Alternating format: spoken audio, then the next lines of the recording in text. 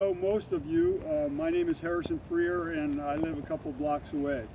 I'm really happy that we're here making today memorable, and I heard the word somber. I think that's better than the word solemn. It's almost a day of infamy in my mind in terms of what happened last year, and I'm so happy that Matt has seen the merit of us getting together to recognize those really threats to democracy. And our current representative to this day continues to double talk about what happened on January 6th, and it disturbs me greatly. However, I am optimistic, and I like to think that, as Lincoln said, the better angels of our nature will prevail. And so I'm very pleased that Matt's stepping up to run for a New York 21 congressional seat. Everyone here probably realizes that it's an uphill battle. It won't be easy, and it'll take all of his efforts and our efforts with regard to time, talent, and treasure. So please give that some thought as we enter into 2022. So I'd like to introduce Matt Castelli, who is a native New Yorker, grew up near myself in the Mid-Hudson Valley, Siena graduate with advanced degrees from Georgetown and Northwestern, and a 15-year CIA employee. And that's the Central Intelligence Agency, not the Culinary Institute of America. So with that short introduction, please welcome Matt Castelli.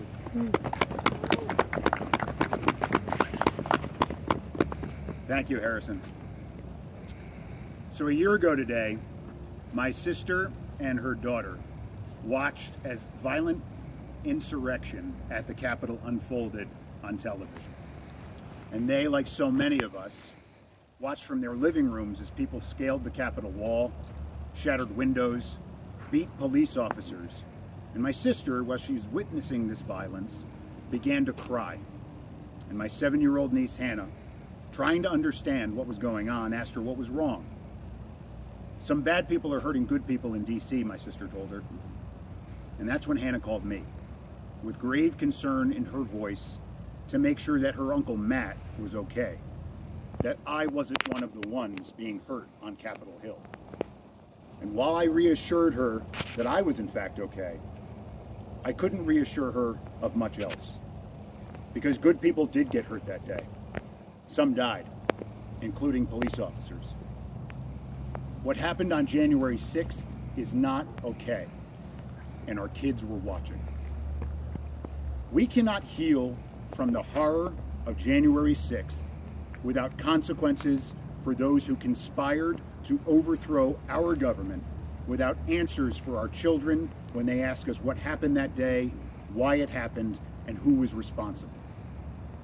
We need to defend our democracy and protect against such events from ever happening again.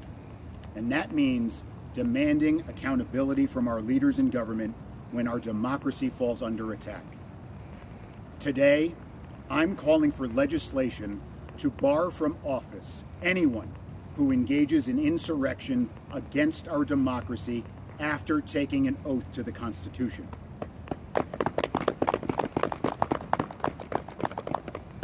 Specifically, I'm calling for an enabling statute for Section 3 of the 14th Amendment.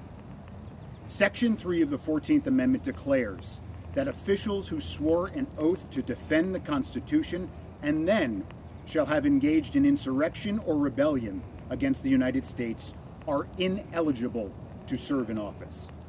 But we need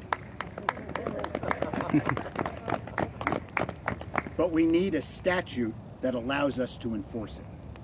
That's why I intend to co-sponsor H.R. 1405, legislation that would create a civil procedure allowing us to enforce this provision of the 14th Amendment and remove and disqualify from office anyone who violates their constitutional oath, including sitting members of Congress. Critically, This bill will answer many of the questions Americans have about January 6th to this day. First, it defines what constitutes an insurrection or rebellion under Section 3. Second, it establishes that the Attorney General and Department of Justice are those responsible for enforcing Section 3 instead of relying on hyper-partisan Congress to police itself. Third, it calls for a 3-judge panel from the U.S. District Court for D.C. to judge whether an individual engaged in insurrection or rebellion using a clear and convincing standard of evidence.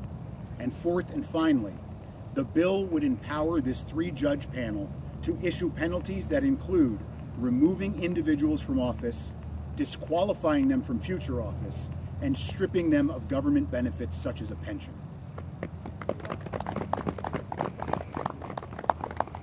This legislation reaffirms that eligibility for federal office depends on an allegiance to the United States, and that those who abandon their oath to the Constitution should be removed from and disqualified from office, and that we will not allow for continued insurrection from these individuals when the will of the people doesn't go their way.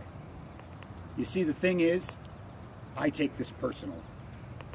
I understand the weight of the oath because it's the oath that I took 16 years ago when I first joined the CIA.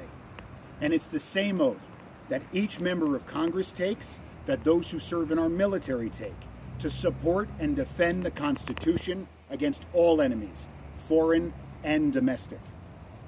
That oath binds our allegiance to the United States, not to a political party, not to a president, but to the Constitution that establishes our government of, by, and for the people.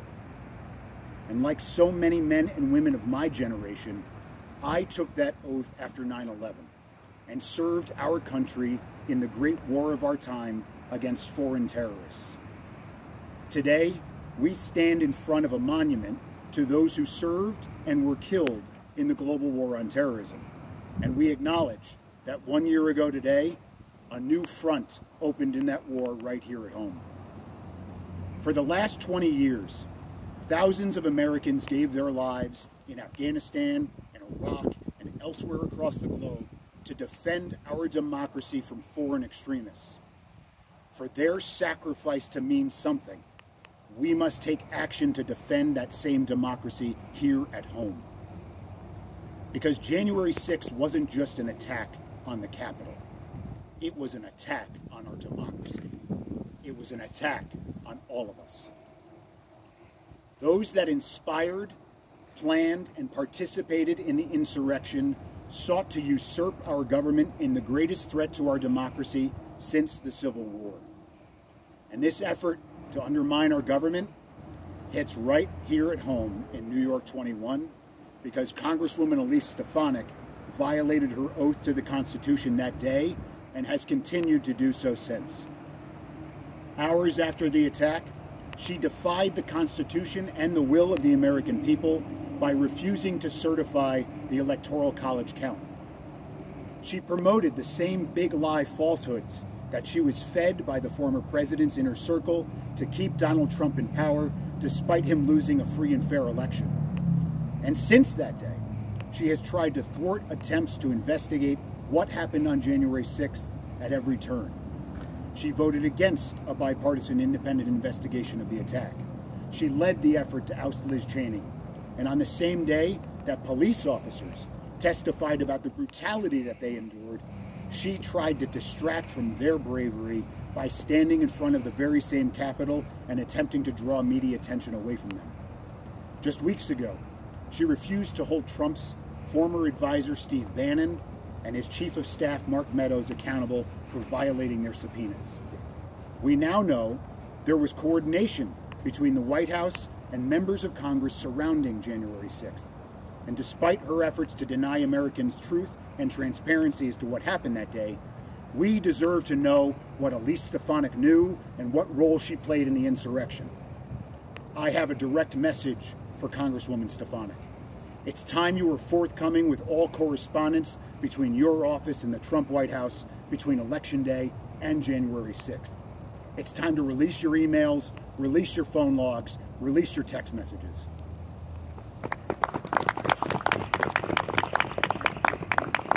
If we can't trust her to be transparent about her actions on January 6th, what can we trust her with?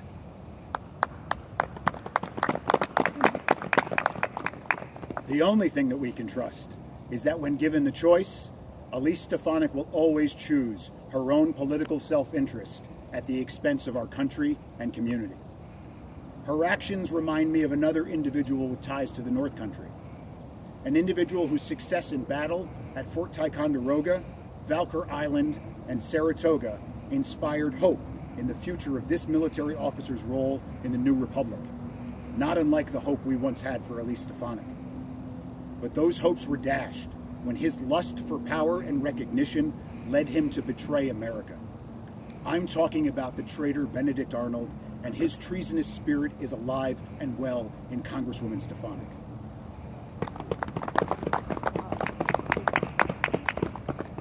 This week, Elise Stefanik is headed to Mar-a-Lago for a fundraiser with some of the very same people that organized and led the insurrection against our democracy. She hopes to raise millions of dollars in order to flip the House in 2022. And if that happens, it may become impossible to protect the electoral process and the popular will of the people in 2024 and beyond. It is going to take all of us to prevent that from happening. Because if one thing is clear, it's that January 6th was just practice. The fight for the future of American democracy is upon us, and this election is where we make our stand. We need to make sure that we don't allow officials who violate their oath to protect and defend this country an opportunity to seek to destroy it from within. We need to prevent January 6th from ever happening again. But we will never do that if we don't hold those who aided and abetted an insurrection from serving in the very institution they sought to undermine. The people of the North Country deserve someone who will stand up and put country before party, who will defend the will of the American people rather than bend to the will of a president.